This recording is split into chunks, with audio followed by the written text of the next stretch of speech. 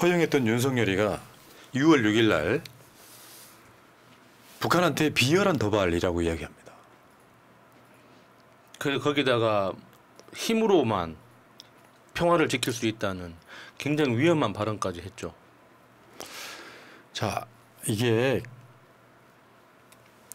어제 20만 장을 또 날렸어요. 네. 북한이 오물풍선 그만할게라고 했는데 또 날렸어요. 어제 난리가 났죠. 그러니까 저게 지금 박상학 씨가 지금 그 주도하고 있는 대북전단 사업이잖아요. 저게 뭐 어떤 사람은 뭐 표현의 자유를 보장하는 거다 그러는데 이 민주주의 사회에서 자유라는 건 타인에게 피해를 주지 않는 선에서 보장되는 거지. 지금 저 접경 지역 주민들을 저렇게 불편하고 위험하게 만들면서까지 보장하는 게 표현의 자유가 아닙니다. 진짜 위험한 거거든요. 그러니까 지금 뭐 정치적인 어떤 그 지지 여부를 떠나서 접경 지역 주민들한테 물어보면은 다 똑같은 이야기를 합니다. 잠 못 자겠다고 무서워서 이런 식으로 해서 누가 득을 봅니까? 그러니까 분명히 미국이래. 그러니까 북한에서 그 오물풍선을 보내는 것 자체가 우리나라에서 대북전단을 먼저 보냈기 때문에 그거에 대한 대응 차원에서 오물풍선을 보낸 거였거든요. 그러니까 오물풍선을 보내면서도 김여정이 분명히 단서를 달았지 않습니까? 더 이상 대북전단을 보내지 않으면 우리도 안 보낸다. 그러면 조건 딱 명확하지 않습니까? 그럼 더 이상 우리가 대북전단을 안 보내면 되는 거예요. 근데 저렇게 박상하게 다시 나서가지고 대북전단을 보내는 걸 표현의 자유라고 허락하면 북한한테 다시 도발하라고 하는 거랑 똑같은 거 아닙니까? 그러니까 저런 걸 알면서 일부러 그러는 거잖아요. 봐봐요. 이쪽에서 대북 전단을 먼저 보냈어. 문재인 정부 때 막았어. 그 표현의 자유라고 헌법재판소가 허용을 해줬어. 윤석열이 좋았어. 그래가지고 박상학이한테 다시 보내게 했어. 북한이 오물풍선을 맞대응을 했어. 그러다 보니까 그걸로 이제 야, 여기 그만 보낼게. 니들이 보낸 만큼 보낸 거야. 이 상태가 됐는데 갑자기 거기에 대한 대응 방안으로 9.19 군사합의 완전 중단. 네. 사실상 파기. 그러면 그리고 나서 20만 장을 또 보냈습니다. 기습살포래. 대한민국 정부는 모를까요? 이게 국정원이나 국방부나 대통령실과 무관할까요? 아니 모를 수가 없죠. 그러면 북한 입장에서 다시 보내기만 해봐. 우리 가만히 있지 않겠어. 그럼 오물풍선을 또 날리거나 다른 짓을 할 거 아닙니까? 9.19 군사합의 파기하고 휴전선에서 이제 훈련이 다시 시작됐어요. 돈 들이고 시간 들여서 그 공을 들인 거를 하루아침에 털어먹네. 윤석열 자기 지지율을 위해서. 그러니까 근데 이게 윤석열의 그 지지율이 회복되는 기미가 보이는 거면 모르겠어요. 실제로 그 윤석열의 저런 그 대북 관계를 활용한 저 장난질이 통해서 보수 세력이 뭉쳐서 지지율이 회복된다면 아 진짜 효과가 있구나 싶겠는데 아무 효과가 없잖아요. 지지율은 지지율대로 그대로 고정 상태로 그대로 있고 지금 남북 관계만 더 긴장 상태로 가고 있는 거 아닙니까? 9.19 군사 합의를 통해서 그러니까 휴전선 중심으로 그 남북 5km 이내에 있던 그 경계 초소들 싹 다 철수시켰지 않습니까? 지금 분명히 다시 다 회복했을 겁니다. 뉴스에 안 나왔을 뿐이지.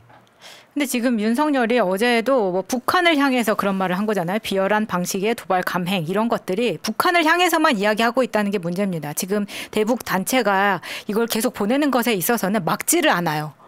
그러니까 저 비열한 방식의 도발이라는 저런 진짜 도발적인 표현이 진짜 안 맞는 장소에서 해서는 안 될 말을 한 겁니다. 그렇지. 현충일을 우리나라가 현충일이라는 그 기념일을 왜 만들었습니까? 전쟁을 되돌아보고 평화를 추구하자는 뜻에서 만든 날이에요. 이 평화를 이야기해야 되는 자리에서 지금 적대 관계에 있는 나라를 지적하면서 이렇게 도발적인 적대적인 표현을 한다는 것 자체가 현충일에 의하고 완전히 동떨어져 있는 말이거든요. 이제 대통령으로서 진짜 해서는 안 될 말을 하는 거예요. 자, 타임라인. 5월 10일 날 탈북민 단체 박상학 중심으로 대북 전단 살포합니다. 5월 10일 날이에요. 북한이 5월 28일부터 6월 2일까지 오물풍선을 살포합니다. 그리고 그만할게 하니까 바로 6월 4일 날 9.19 군사합의 효력 정지, 사실상 완전 파기. 그러면 시작점이 누구야? 북한이야? 탈북 단체. 그러니까 저 대북 전단이라고 짧게 이야기를 하니까 그냥 인쇄물 이렇게 많이 실어가지고 풍선에 날려 보낸다 이렇게 생각할 수 있는데 말이 대북 전단이지 저기에는 대북 전단 외에 그러니까 USB 메모리에다가 우리나라 대중가요 트로트나 대중가요나 드라마를 넣어서 그것도 넣고 그 1달러 지폐를 한 장 넣어서 같이 보내잖아요. 이건 그러니까 우리나라 현행법상 굉장히 심각한 범죄 행위가 다 포함되어 있는 겁니다. 저작권법만 한번 생각해봐요. 그렇지. 지가 뭔데 USB에다가 우리나라 가수들의 음반을 실어가지고 보냅니까? 그 임영웅 거 보냈다는데 임영웅 쪽에서 손해 보는 거잖아요. 네. 그러니까 그런 우리나라 현행법을 위반하면서까지 표현의 자유를 보장해줘야 되는 거예요? 근데 저 탈북민 단체가 어떤 돈으로 저 짓을 하고 있습니까? 저거 미국에 원조 받아서 하는 거잖아요.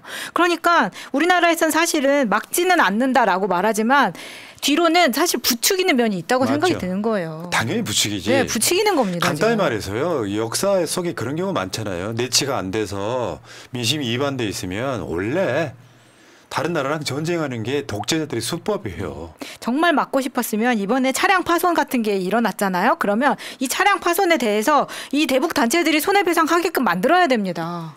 그러니까 이제 현실적으로 전면전이 일어나기는 힘들다. 다만 접경지대 뭐 저 비무장지대 쪽에서 포탄 날아온 게 불과 몇 년 전입니다. 예. 그래요. 그쪽에 사시는 분들은 뭔 죄냐고요.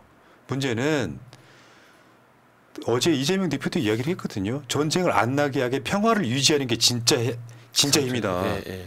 윤석열 뭐예요? 그 시작점이라는 게 인과관계라는 게 있는데 비열한 수법의 도발이라고 이야기하면 앞에 걸 싹 지워?